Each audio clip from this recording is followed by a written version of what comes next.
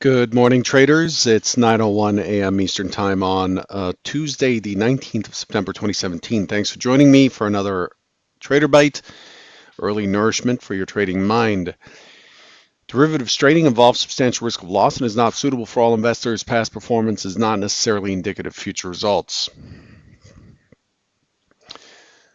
The market stance today is really uh, slightly bullish, not by much. Crude oil leading the pack today, trading at 50.68.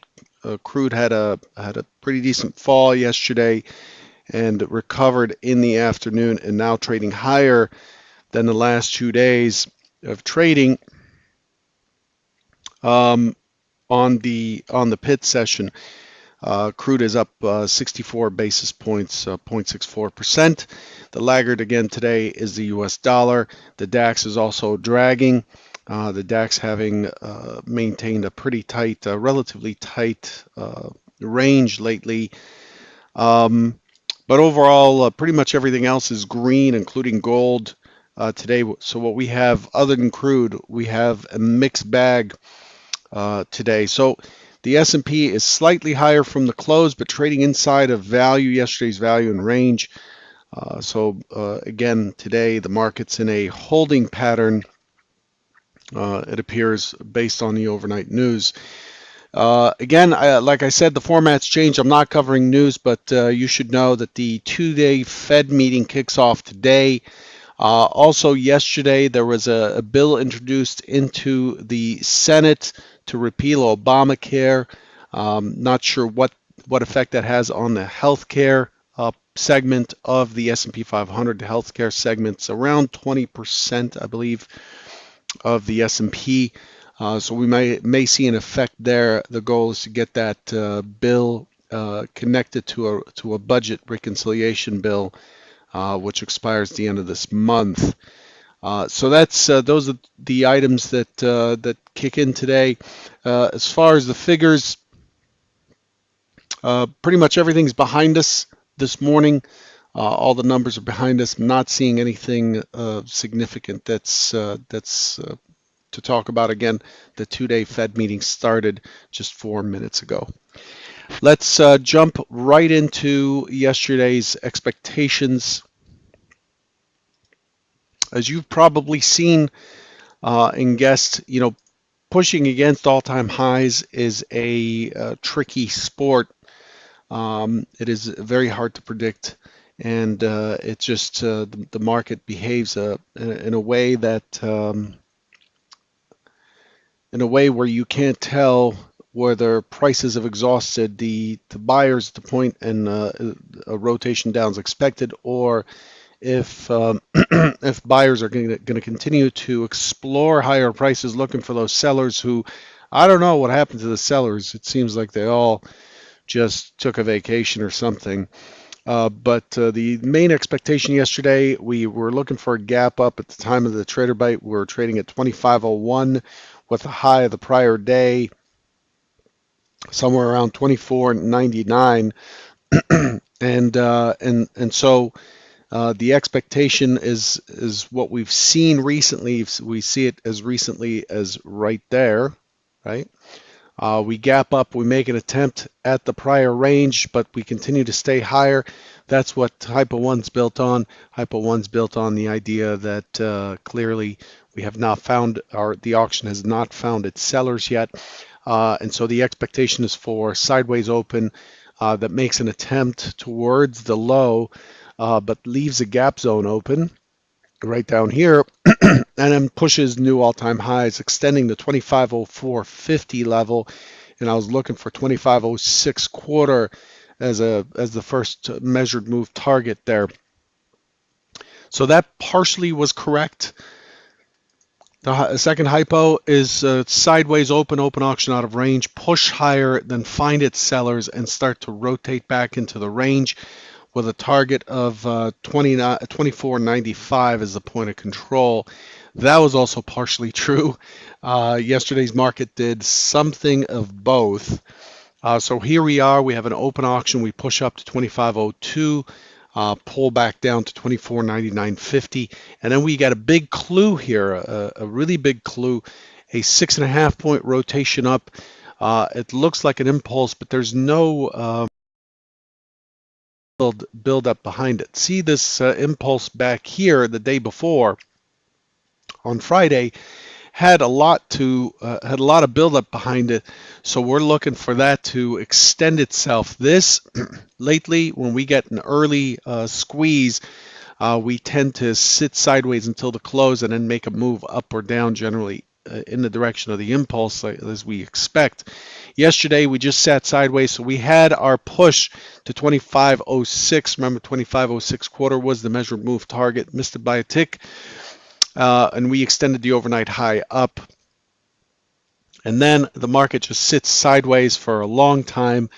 We ended up making that top right here at 9:51 Eastern, and we sat sideways until about 2 o'clock Eastern, 1:46 p.m. Eastern, before the market dropped. And this was partially, it's hard to confirm, but this was partially a drop on news. On the news that the U.S. is likely to withdraw from the Iran nuclear agreement, which thereby sets some opens the path for some aggression there, as many in our government want to see. And the reason I think that that's probably the news that pushed us. If we look at crude, we see us dropping out of nowhere at about 10 or 11 o'clock Eastern. And then on the Iran news, we see it rip right back up. Of course, any issues with Iran involve an embargo and some disruption to oil supply. So we expect oil to go higher. It's hard to tell or speculate, but overall, we had an impulse down of 6 points. We had a small pullback, and we tagged the high of the prior day, which was a very weak high. We tagged the high of the prior day by a tick, and then we had a one tick failed auction that pushed us into the mid. This mid sets us up for an okay trade, probably worth 2 to 3 points, but the market ran out of time and started to run up into the close here. So it's just, it's like I said before, I hate to harp on this idea. It seems negative, but it's just a tough market right now. I saw this kind of cycle in 2005, 2006. And that's what we're in. We've been in it for a little bit of time now, about 2 years. So it's not in the indices. It is not trader friendly. Of course, in the individual stocks, there are probably opportunities here and there. But on a macro basis, which is what the futures represent, they represent an entire commodity, an entire market, right? The S&P 500 or lumber or cotton or wheat or soybeans and so on. On a macro basis, the movement has been pretty jarred and low volatility. So we ended up yesterday testing the prior range, closing the gap zone, so no gap zone open. And we also saw the notes stabilize somewhat. They opened lower, but they're holding steady sideways. I wanted to go over the daily real quick. Here's the balance that we were in. We were in balance between, we were in this big balance zone, some pretty good trading in May. But look at how we traded from the end of May all the way to the middle of June, just in this tight 50-point range over a couple of months. That is very, very tight. And then we finally break higher middle of July. Again, that was May to middle of July. I don't know if I said June. I think I said June, but it's July. Then we break higher in the middle of July, and we get a little bit of volatility, but then we end up starting to consolidate and go sideways before we broke higher here recently. So we have this gap up with a gap zone underneath it, and then we broke again. And if you look at the last few days, just completely sideways again. Completely sideways again on the action, and now breaking higher again yesterday. So Um, again, it is very, very, very favorable to the long side. If you look at the range has been below what we would consider to be the most common range, which is about 10 points, according to the profile down here. The range has been on the low side of what we would consider normal for quite some time. We've had days that pop up here and there, but in general, over the last couple of weeks, the range has been lower on the low end of value. Volume definitely on the low end of value. Ignore this little bar here that's rollover, but the days after the volume has consistently stayed below the on the low end of value as well. This is the condition that we're in. It's a market that's consolidating. Everybody's talking about how there are signs of the market cracking and falling and is ready to show, fall apart and so on.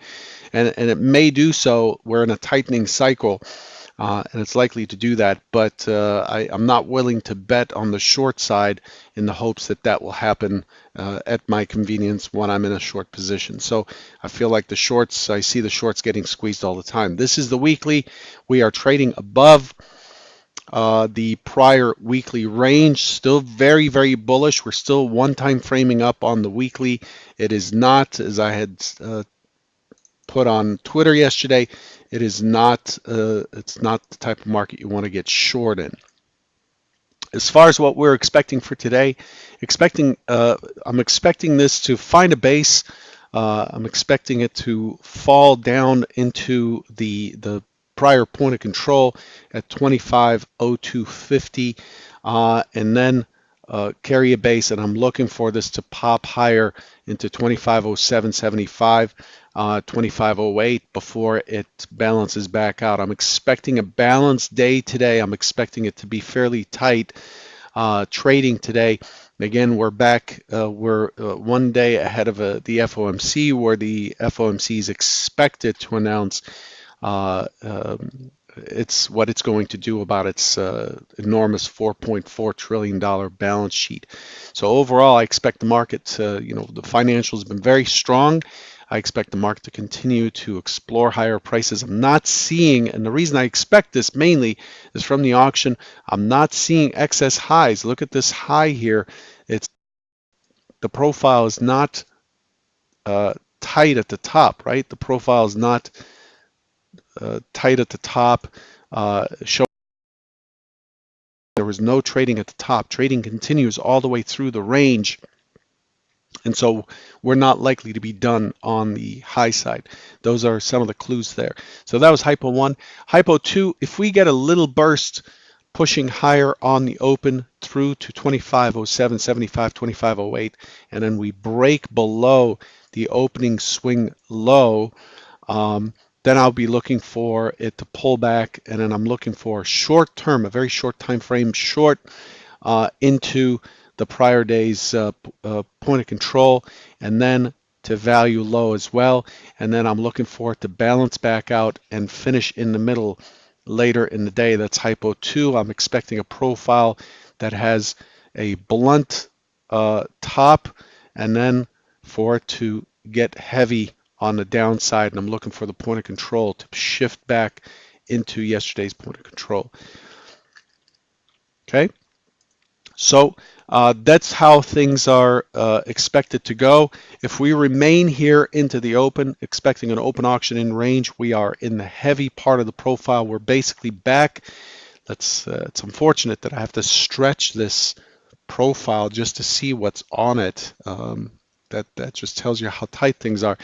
But what we've done is we've tested down, we've come up and we traded and finished down here at 25.02, but the market's back at 25.04 and is testing the upper distribution. Okay, so that's how things are shaping up. Again, I want to remind you on Wednesday at 11 Eastern, I will be keynoting on Bookmap's Professional Trader Series, and I'll go over how I'm looking at order flow to position, not only position, but also control as best as I can the risk in a trade. Good luck, and I'll catch you tomorrow. Take care.